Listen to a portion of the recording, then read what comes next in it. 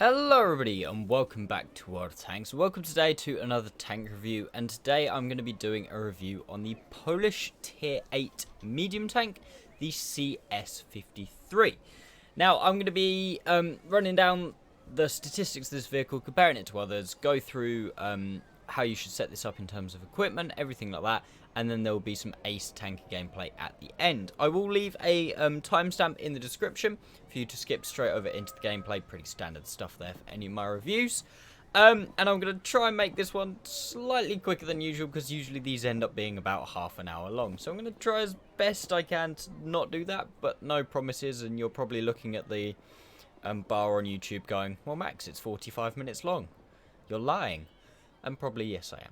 But anyway, let's jump into Tanks GG and we'll go down the statistics of this vehicle. Tanks GG, back at it again. So, 53 TP? I was going to call it the 53 TP. It's not the 53 TP. The CS-53 on the left, the CS-52 lease, the premium version, just next to it. I've also then gone for the T44 and also the Object 416. Although looking at the T44, I feel like, yep, it's got the 122. So let's make sure, is that the Top Gun? No, it looks like the Top Gun. Let's make sure that's not a thing. There we go, that looks a bit better. So, first things first, the CS-53 does have a 100mm gun. This is the same as the T44 and the Object 416, but apparently not all 100mm guns are made equal, because we have 300 alpha damage, which is 50 more than the T44, but 20 less than the 416, and that's also 20 less than the C-52 LIS, even though that has a 105mm gun. So things are already confusing. Shell velocity is not too bad, at 966 on the standard. Penetration-wise, not too bad, pretty good actually. Top in this comparison at 212 millimeters on the standard rounds. The heat rounds are 290, which is actually very, very good. And you can even compete with some tier 10 tanks. Maybe not your most heavily armoured like your Mouses and your E100s. But you'll still be doing alright with 290 against most things tier 9, tier 10. And obviously, if you're up tiered, even better against tier 6s and tier 7s.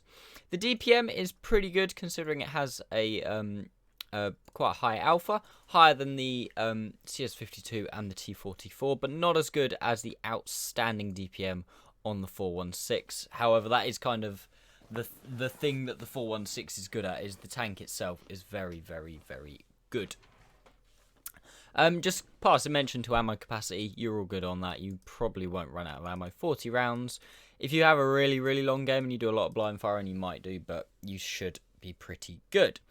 Gun handling wise, this is where the tank does fall down a little bit compared to its rivals.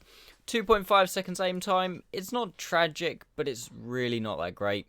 And 0.38 dispersion. You do find that if you're shooting at anything over about 250 meters, it's kind of, it might go where I want it to, it might not. Combine this with pretty poor dispersions on the tank.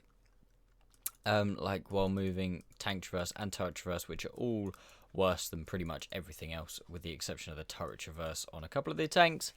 Gun depression values, however, pretty good. 8 degrees of gun depression. It's not 10, but it's still better than the other tanks in this comparison. Obviously, that is massively where the 416 falls down compared to this thing, with a puny 3 degrees, which is quite honestly just gross. Onto the mobility, 50 kilometers an hour top speed. Pretty much the same as all the rest, with the T-44 going 1 km/h faster.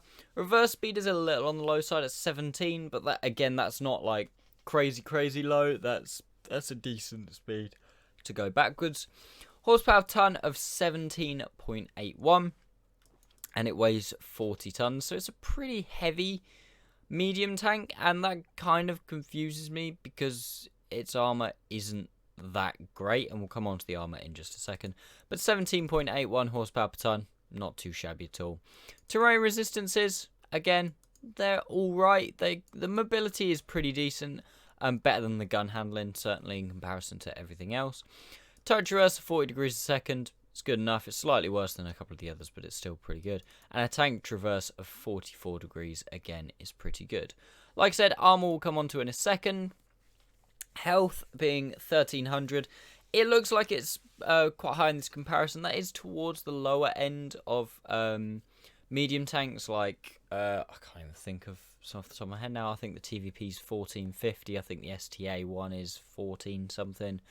You have got other tanks that are at 1400s, but 1300s is not crazily on the low side like the 416 or something like that, for example. Camo ratings, not as good as the 416, but again, that's kind of that thing's speciality because it's so low. But it's slightly better than the other two tanks in this comparison, although I wouldn't really count camo ratings as anything really to shout at. And a view range of 380 meters, which is pretty much the same as everything else, and decent at tier 8, but you could definitely do with giving it some work. Now, onto the armor when it decides to load. So, first things first, with the top turret, 130mm at the front. This is where this thing massively falls down. If we compare that quickly to the T-44, for example, with 190mm at the front, and in and around the mantlet, you can get some pretty strong angles. This thing's turret, I think it's the same with all of the Polish medium tanks. They look like, visually, they look like, you know, your Russian medium tanks. They look like they should be pretty mobile, have a decent gun, and have a very strong rounded turret. But that is definitely not the case, and it's something that has tripped me up so many times. Because it's got 8 degrees of gun depression. You come over a ridgeline, you go, I'm just exposing my turret, I can go up, I can poke, I can put a shot in, I can come back. You poke, you get penned straight through the turret. Especially at tier 8, tier 9 and tier 10 even more so. This is just gonna, even at areas where it's getting slightly thicker, it's only 200mm thick. If you're on the flat of this thing, it's pretty much the base 130mm thickness right next to the gun, and it only goes out again to about 200. If you're above it, it's even worse. Like, you're really in trouble with this. Hull armor isn't any better. Lower plate can probably be penned by some of your higher penning HE rounds on your Goof Dog or EBRs, things like that. The armor is just not good. Side armor, again, not particularly good. 60mm, at least you can't be overmatched by things. Because, yeah, you've got 60mm. The only thing that can overmatch 60mm is 183mm guns. And if one of those is shooting at you, you're probably in the shit anyway. So I won't worry too much.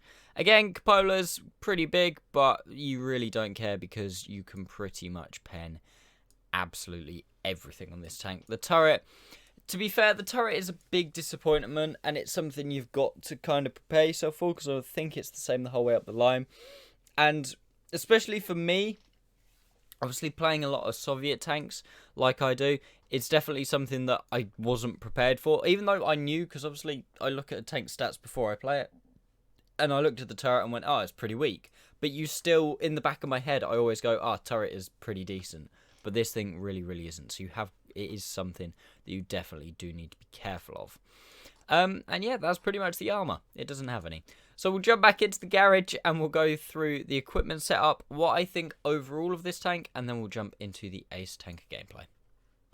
So here we go, guys. We'll quickly go through the equipment. I'm missing out crew skills these days because obviously I think most people know how to sort out their crew. If you really want to know how to sort out the crew, then just leave me a comment on any of my videos, like about a specific crew, and I'm more than happy to answer, but I'm not going to go through it because I think most people have got good crews these days, especially with the female crews and crew books and stuff like that, and B, because crew 2.0 will be coming at some point, and I don't want it to date the video massively. When Crew 2.0 comes out, I'll probably do some videos on that anyway.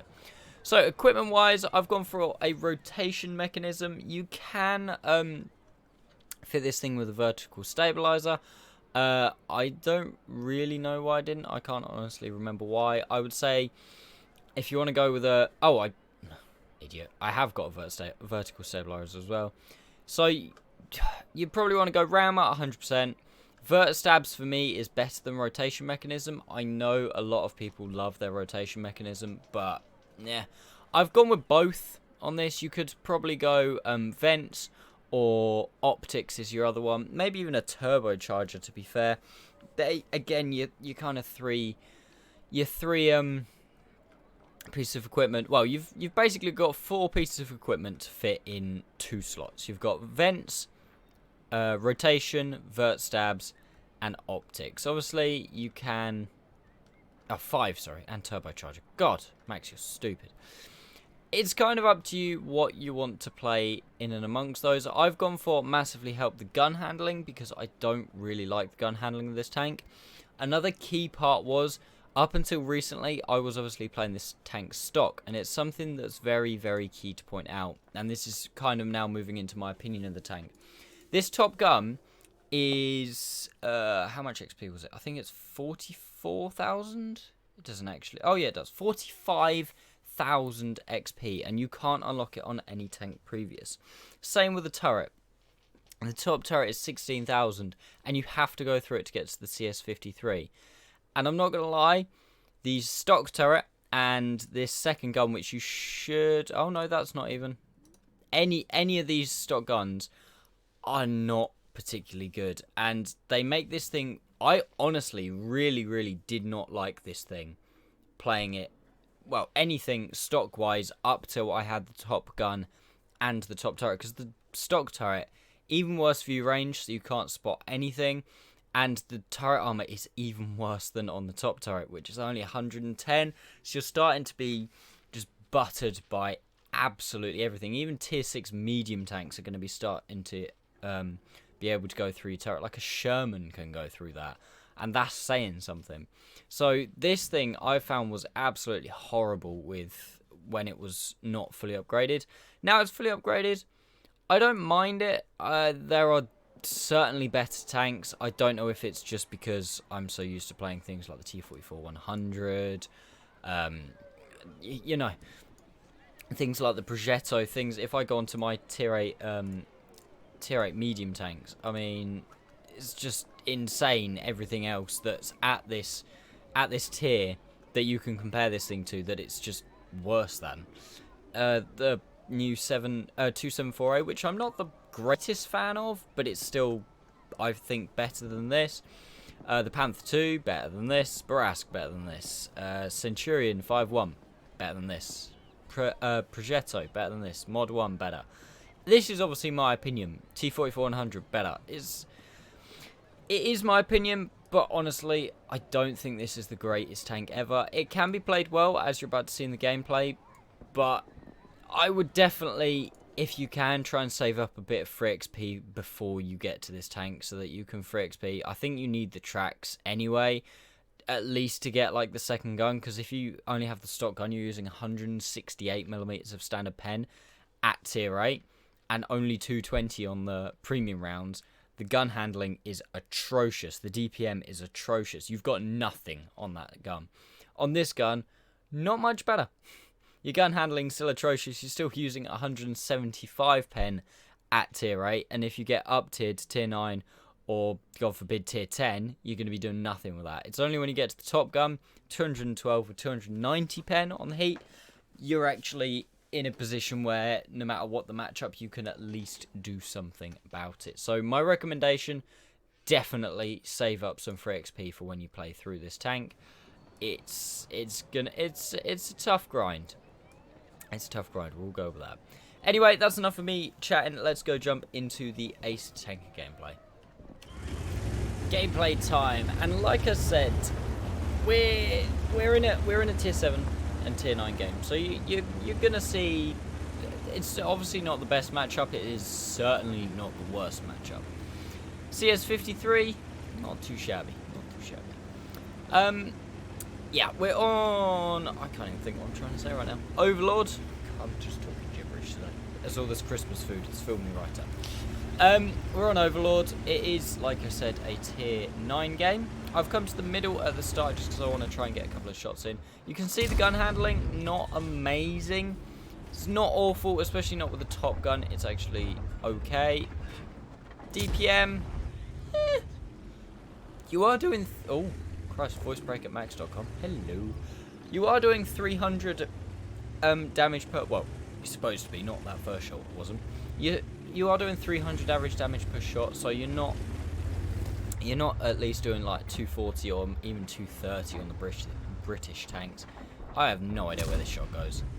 No idea. Spot an IS up. We do get spotted firing there, obviously. These bushes are always very dodgy on Overlord, so you do need to be careful. Do not, like, be like, oh yeah, I'm in a bush, I'm fine. Because they just don't work some of the time. 260 damage, very low roll.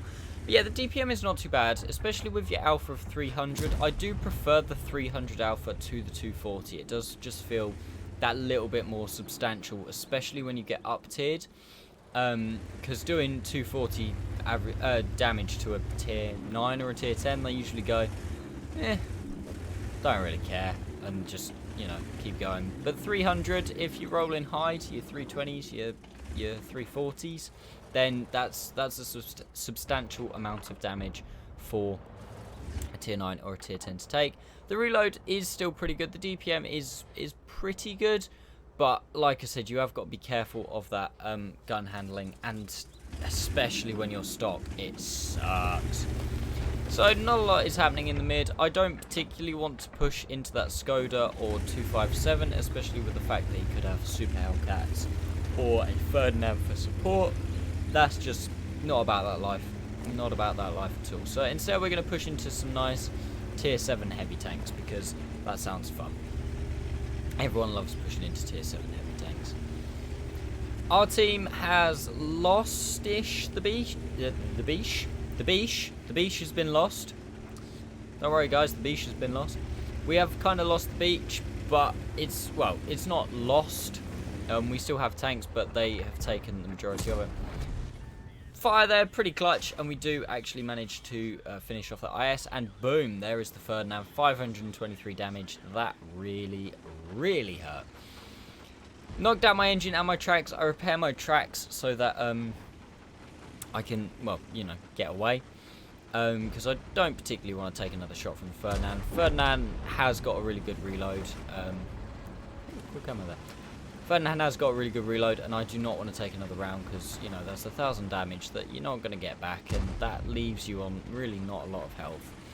Now, this is rule 101 of why you do not take the beach on Overlord, because if the enemy team takes any kind of position up the top, you can just farm the absolute hell out of them. I mean, you're now going to see the DPM of this tank, what it actually is, and how you can take things to bits pretty bloody quickly. I've still obviously lost my engine here, so that's one of the reasons that I just decided just to perch up and shoot.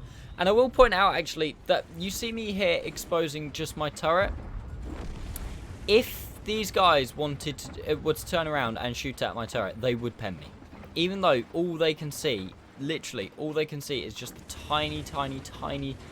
There's going to be a good thumbnail there. Ready? You know my process now. Oh, God. Save that so I don't have to do it in a minute. Yeah, even though they can only just see my gun and my turret, they will still be able to pen it, which really sucks. Finally get our engine back, which means now we are back to a slightly more mobile version of ourselves. We're winning 7-6, but obviously this game is by no means won. They still have that Ferdinand at the back, and even though it is just a Ferdinand, in trying to dig him out, if you sit in front of him, you are going to struggle, you are going to get shot a lot, it is going to really hurt, and you are going to die. I kind of want to try and finish up the beach, because obviously if I push forwards here, I'm pushing into a crossfire. That 257 is not something that I really want to push into. If I load heat, his upper and lower plates do become pennable for me. But again, the position he's in, I know that I'm going to have to expose myself to Ferdinand. So that's something that I really want to try and do, is get the Ferdinand out. T20 comes up, pops up on full health. I'm like, well, don't mind if I do. Not going to say no to that. Put 2 shots in. 311, 305. Pretty good. Can we finish him off? Come on, T20 fullback. No. Okay, no. We're not going to do that. Get a bit of spotting, though, which is quite nice. Right. I'm kind of moving up. You see me here constantly looking left, because I'm trying to see where the Ferdinand could possibly be and trying to keep rocks between myself and him. Finally do spot him, and we've managed to dip down into some low ground. He sees where I am. I aim for the weak point. Shot goes where I want it to. Goes in for the weak point. Next one, roof is probably going to be the easiest. Straight into the roof. Again, you're kind of seeing that the DPM is actually quite nice. Ferdinand pulls forwards a bit, so I can't shoot him through that little divot in the terrain anymore. I fire on the move. Honestly, very, very, very shocked that that one actually went in. And the Ferdinand decides, nah, I've had enough of that. I'm getting out. Again, I was only showing, like, my turret, the front of my turret, and my gun there. And this game probably isn't a great example of the armor because I'm not actually being shot at that much. But if that Ferdinand would have actually hit me, he'd have gone through. There was no chance of him bouncing off the front of my turret. This thing's turret is so weak. It's really annoying though because it's, as I said in the review, in the back of your head you're thinking, oh, Soviet turret, really strong. It looks like a Soviet turret. It looks like it should be really strong, but it's really not. And honestly, it's so weak, and it catches me out so much because I go hold down. I think, oh, I'll just bounce the shell, then I can put one back in. Oh wait, I didn't bounce the shell. All that's left, Super Hellcat. It actually went from 7-6 to 15-6. They didn't kill a single one of our tanks after I said that, so the game wasn't really that close at that point. But boom, there we go, finishing off the Super Hellcat and finishing up the game with 4 kills. We got 3,813 damage, 1,000 assisted as well, which I think helped us out towards the ace. I'm not actually going to do the post-game stats on this one because I don't feel the need to. It was an ace tanker, I promise. I promise. And yeah, we didn't fire any blind shots. 3,813 damage, 4 kills, 1,015 assisted, and 0 damage blocked, which doesn't surprise me in the slightest. But yeah, so there you go. That is the CS-53. Like I said, it's not amazing. It's not awful. Stock, it's not great, so you are going to want to save up a bit for XP. But playing through it, now it's fully upgraded, I actually don't mind playing the tank. And I played this game earlier today and was like, yeah, that's actually, I felt quite comfortable playing this. Once you learn to play around the turret, to use your gun depression, but realise you can't just use your gun depression in your turret. You have to use your gun depression, fire a shot and pull back. And make sure that you're always in a position that you can pull back and you're not going to get caught out. Because as soon as you get caught out, you're dead. You have no survivability in this thing. Anyway, thank you all so much for watching, guys. If you have enjoyed the video, please consider giving it a like. If you're new to the channel, please consider subscribing. Like I said in my update video just before Christmas, I am going to be streaming again soon. So make sure to head over to my Twitch channel, follow and turn notifications on so that you know when I'm going to be streaming. And other than that, thank you all so much for watching, guys, and I'll see you soon.